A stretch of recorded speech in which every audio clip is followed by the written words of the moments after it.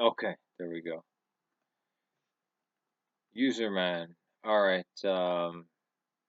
I'm going to start off with an assumption then, since I can't actually speak to you. Um, do you believe you are conscious? I'm going to assume that you do. That you believe that you are conscious of your surroundings, um, and that you have likes and dislikes. Also, please forgive the get up. This hides many things, especially the effects of an extremely violent car crash that I was in. The other things are far more personal than that, so that's as much as that I'm going to say. Um, Now, if you are a conscious being, right, there's no way to hook up enough um, wires for it to be conscious, right?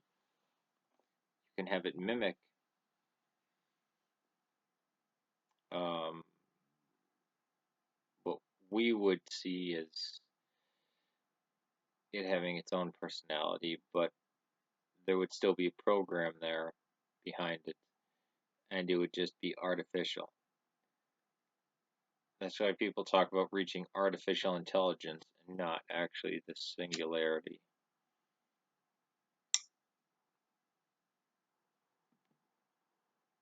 Also, we're not sure where the physical part of our consciousness resides. Uh, there was an anesthesiologist that made a very good argument that it resides in the microtubules of the brain. Um, so if you're nothing more than an organic or a carbon computer, right? If there is no you behind that, if there is no soul in there, you are only made up of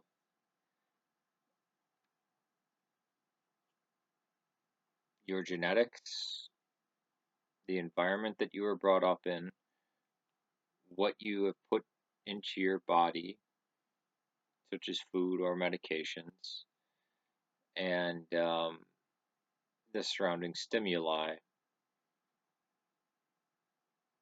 How could and this is a long way of saying of how can a materialist atheist possibly believe in free will? Or that consciousness, believing that believing that you are a conscious being is anything more than an illusion and a misfiring of your of the synapses in your brain, and that choice, well, I mean, if everything is only physical, and we can get back to the beginning of time, right? Which for the longest time was a proof for God, right? Because the atheists were rabidly arguing for an eternal universe when we now know nothing is eternal. Um, that if you had a big enough computer and all the information in the universe, which would be in an extremely small place if you go back far enough because of the expansion, right? You would be able to absolutely tell what was going to happen to this cigarette in the next hour without any doubt because it's just mathematical equations, basically. There's no chance, right? That's what the atheistic materialistic universe implies. Not only implies, but necessitates.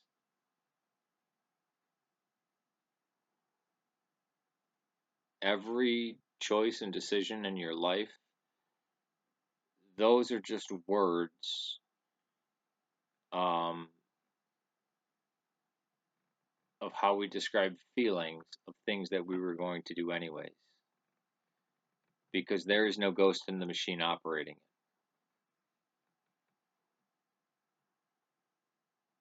It's all just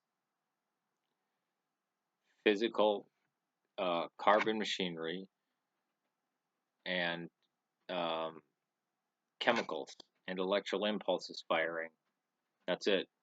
There is no choice. Is that not correct?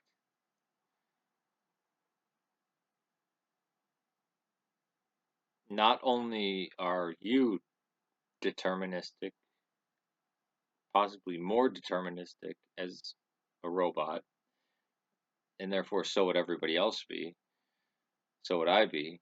Um, but the entirety of the universe is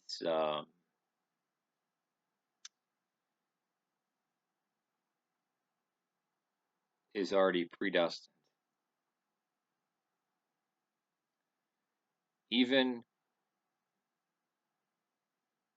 100 years in the future, a child gets hit by a car. That could have been predicted from the very beginning of the universe. Or again, if you had a big enough computer and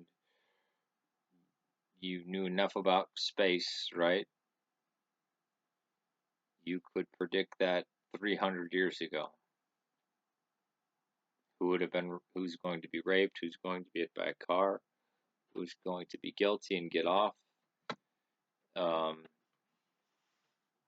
no free choice, no free will, and every action in the universe, even our thoughts, because they are actions, because there's no soul, right? It's just chemical electric impulses in organic matter. So even your thoughts can't ever be original to you. There are no decisions, correct? Now, I'm taking philosophy at the college level for years because I was forced to. But well, initially I was forced to, but I actually very much liked it. Um, one, do you agree with it?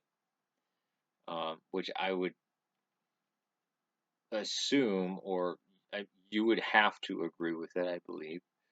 And are you comfortable with that idea? Is there something in you that says, "Yeah, I know that's exactly what all of physics and science and everything in the observable universe is telling me, but I still don't like that idea, and I resist it, and I disagree with it, not for any reason, but because I don't like what it means or what it implies about my life." So that would be the first question to you, since we can't actually have a dialogue. Um, and that's a question I've always wanted to ask an actual, sincere atheist who's not a troll. All right, peace to you, brother.